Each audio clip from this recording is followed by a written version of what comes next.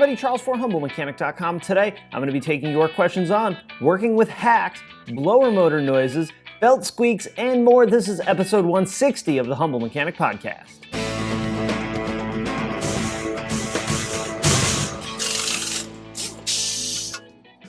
All right, in order to get a question on a show like this, email me, charles@humblemechanic.com. Put question for Charles in the subject, ask your question right at the top, hit the enter button a couple of times, and then fill in all the details for me. That helps me answer your questions much, much faster.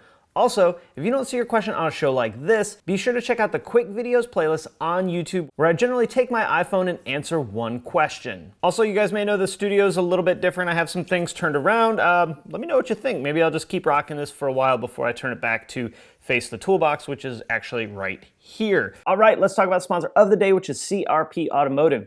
CRP deals in a ton of OE maintenance and repair parts, timing belt kits, suspension components, and even fluids. In fact, they make the factory DSG fluid for Volkswagen and Audi. So check them out at crpautomotive.com. All right, let's get into the questions. First one comes from Josh. I work on trucks and I'm fairly new to the game. I take pride in my work and I always try to give the best work I can. There's some guys in the shop who don't put the best quality work out and say, "Not my truck," as they hack. I want to know, what can I do to stop the contagious hack work from continuing? This isn't a flat rate, so time isn't an issue, Josh. So a couple of things at play, Josh. First, it's important to understand where that comes from. I just recently put up a video about how good techs become hacks. I'll be sure to link that up for you. Second, for you to avoid that infecting your work, you need to stay away from it. And that's really just flat out the easiest way to do it. Keep doing the correct work that you are doing. There's another component at play, it's the phrase "not my truck" kind of hit me, because I've said similar things to that, and a lot of it's a defense mechanism. You get your butt kicked by a car, or you have a customer that just is awful to deal with, awful to work with. You have to build up these defenses so you just don't basically lose your effing mind. And you say things like, "Well, at least my car runs," or "not my truck." So some of that is just kind of technician whining or babbling, and it happens, right? Brush it to the side. Unfortunately, there's not a whole lot you're gonna be able to do to stop it, especially being the new guy. There's not a lot that makes people madder than the new guy coming in trying to tell people they're doing things the incorrect way. Maybe a way to challenge them a little bit on it is ask them why they're doing it that way. You know, if you see, I used the bracket example in that hack video. If you see them cutting the bracket, ask them why they're doing that, and maybe follow that up with a very cautious question like, does that have any other impact on the truck? Because this can be a very, very slippery slope. You don't want to be the new guy going in there trying to tell everybody that they're doing it wrong. It's a good way to get yourself ostracized by the shop or simply fired. You have to really, really be careful. Ask questions not in a judgmental way, in a way where you're legit curious about why they're doing that.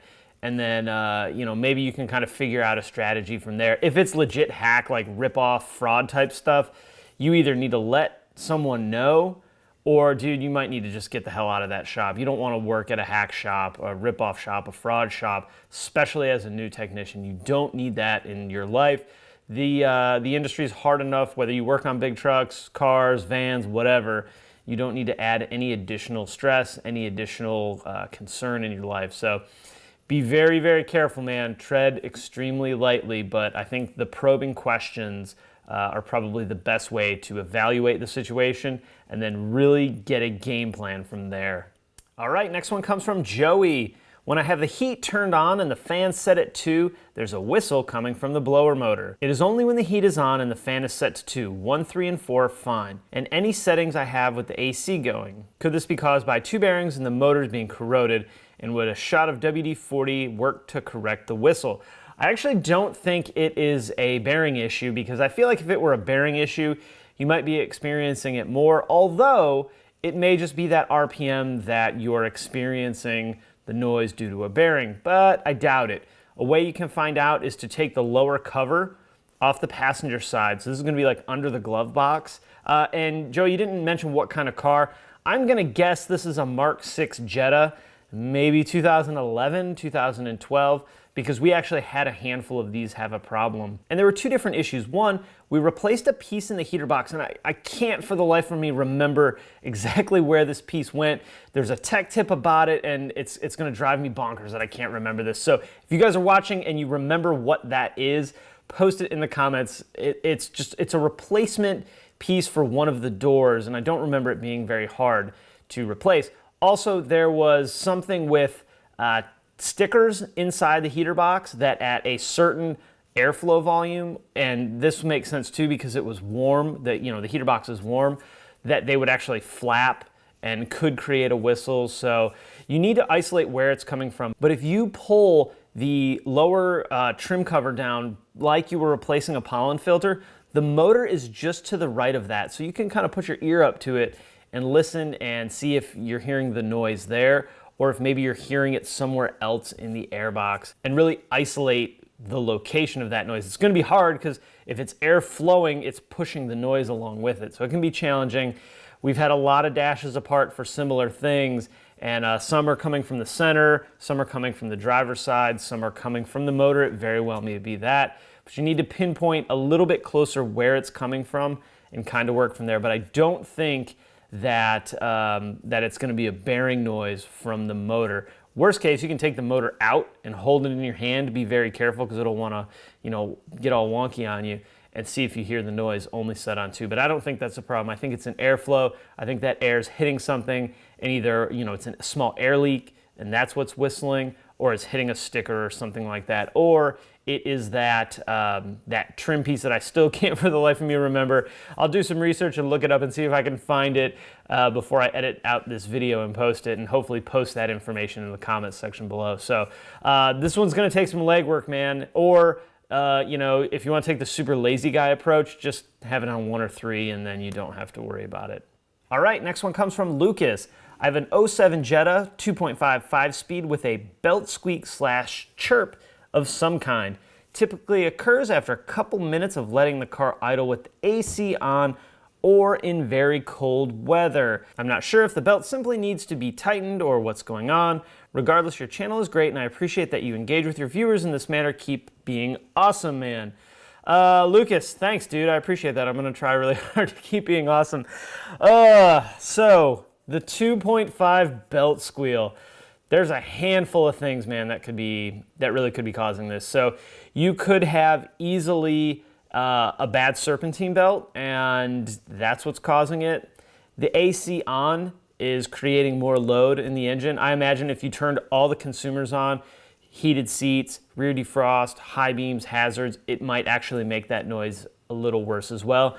So here's what you're gonna do. You're gonna probably have to take the serpentine belt off. You are going to take each roller, you're gonna spin it by hand. You're gonna play around with it, put your ear on them all while you're spinning them and see if you can isolate the noise. And my guess is you probably won't find one that's like, holy crap, this thing's horrible. This is a really tough diagnosis. The alternator pulleys fail. The tensioners fail. The rollers fail. I've seen most of these rollers get replaced to fix similar noises like this. You can try and diagnose it with the car running if you can get it to do the squeak and use like a long screwdriver and put it on metal near where the rollers are. So on the alternator, I try and get it really close to where the pulley is. On the relay rollers or the tensioner, I try and get it really close to where the pulley is and see if the noise gets louder and louder. I really need to do a video on noise diagnosis. Noise diagnosis is probably one of the harder things for me anyway to work with, but this is gonna be challenging, man. This is gonna be challenging. I would really recommend just taking the serpentine belt off, or at least you don't need to take it out of the car, just take tension off of it and spin all the rollers by hand, spin them fast, spin them back and forth, and see if you get one that maybe feels a little crunchy is probably the best word that I could describe it. You can also, while the belt's off, hit them all with a little bit of lubricant, and that might help quiet the noise down. But this is another one that's gonna take some legwork.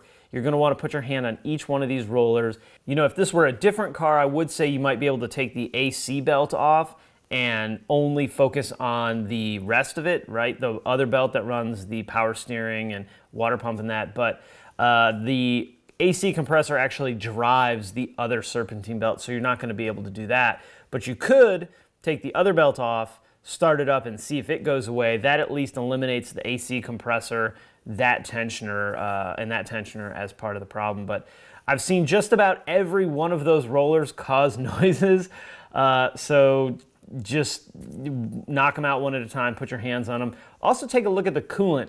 If the coolant's all nasty and corroded and gross and green mixed with pink, you may want to focus on the water pump, because it could actually be a bearing inside the water pump failing, and it's just failing a little bit faster than maybe it should because that coolant is so nasty and green.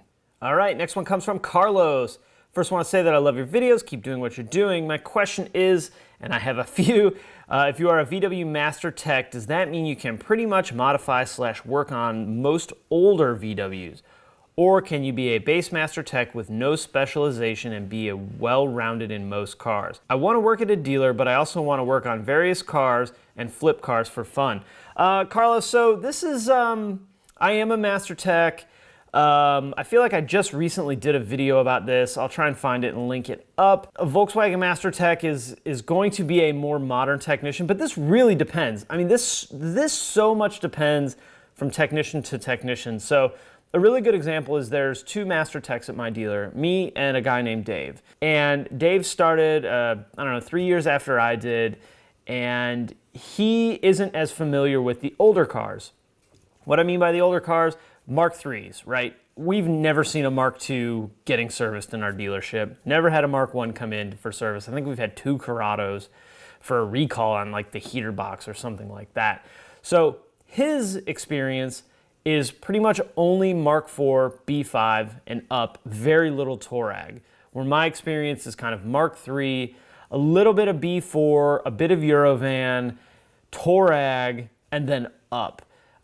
If you have a Master Tech that's been doing it for 5 years, their experience is going to be Mark V, B6, and up. So it really all depends on how long they've been in the game, and are they an enthusiast? Because if they have been in for 5 years, but they're a Mark I guy, they may be a Mark I expert. So you could easily work at a dealership and know a ton about a bunch of different car lines. You could be a VW Master Tech, a Toyota Master Tech, a Kia Master Tech, a Hyundai Master Tech, a Maserati Master Tech, across the board. Or you could specialize 100% in Volkswagen and know nothing about anything else.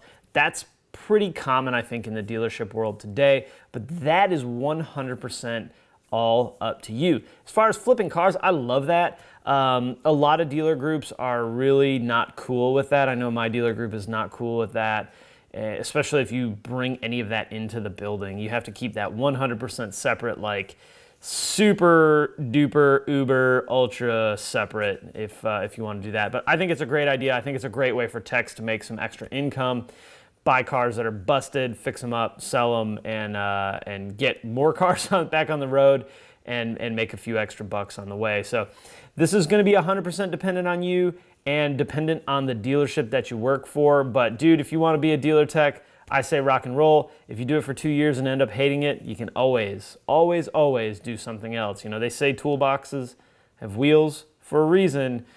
If the environment's bad or it's not for you, roll that sucker home and do something different. All right, we got time for one more. This one comes from Angel. My car is an '07 Rabbit 4-door. The problem I have is the dashboard light never changed to PRNDS. So PRNDS is Park, Reverse, Neutral, Drive, and Sport, also known as the PRNDL. Always they stay lit as they are in the photo. When I switch to manual shift, the transmission panel lights do not change. They always stay the same. The car runs very well, and I don't have motor problems. Can it be fixed? So we saw what Angel has going on, right? His PRNDL is inverted. That means instead of being the way that it normally is, the colors are flipped. This is what happens when you have a code stored in the transmission on, I think it's actually on most cars, but definitely on Volkswagens. If there's a transcode stored, that PRNDL flips to an inverted status, so you know there's something going on with the transmission. Most of the time, not all the time, but most of the time, this can also be a check engine light as well. You'll pull check engine light and pull the code, you'll get something like read DTC of TCM or something like that. Can it be fixed? Yes, of course it can. How much is it going to cost? I don't know. It's probably going to be, expensive, but maybe not. Here's what I've seen common with those and transmission issues. We've seen a ton of valve bodies fail. We've had bad transmissions till the cows come home, right? But rarely do those cause a fault. Typically when I've seen fault codes stored, either the transmission is toast and you get gear monitoring faults, or usually what happens is one of the wires in the connectors on the front of the transmission breaks. Those wires come out of the transmission and make a really sharp bend, and over time, as they're bent, one of them breaks. And there's one that usually does it, but I've seen them with 2 or 3. I've also seen the seal for that connector actually leak, so it'll leak transmission fluid out of the wiring harness. The great thing is there's information stored about what the transmission's seeing, so you're gonna need to check the transmission codes. The bad thing is you're gonna have to track the transmission codes, so you need a scanner that'll read TCM codes on the Volkswagen. But man, how much is it gonna be? I don't know. Without pulling that code and seeing what's going on, or without doing a visual inspection and looking at that harness first and seeing what it looks like, make sure there's no broken wires, there's not a whole heck of a lot else to go on. But this actually has happened, 10, 15, 20 times, where I've either replaced the wiring harness that goes into the transmission or made a wiring repair at that connector. Both are common enough that I remember them, not like that dang tech bulletin about the AC, the AC whistling noise. So get the trans codes checked and go from there. And if you have anything really crazy, you probably have a drivability issue with it as well. But whenever you guys see that prindle and it looks backwards, it actually is. It's called inverted, and you got a code stored in the transmission. All right, guys, I'm gonna wrap it up there. Felt a little rusty on today's show. I'm not sure what's up with that. It's hot out and the studio's backwards and I'm wearing a different shirt. Maybe that's what it is. I don't know. But anyway, I'm gonna wrap it up there. Questions, comments, you guys know what to do. Hey, if you like the video, cut me some slack on being a little rusty and throw out a thumbs up on YouTube. I really do always appreciate that. You can also subscribe on YouTube or on the blog at humblemechanic.com.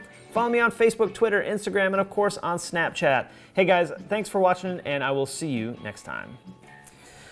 Drink of the day, and this isn't why I'm rusty, because I'm only a little through it, is a gin and tonic, but after feeling a little awkward about today's show, I may hit that a little harder than I normally would. I don't have a remote for this one either, so different camera, different lighting, everything's different. Changes can be really awesome, and then they can also throw you off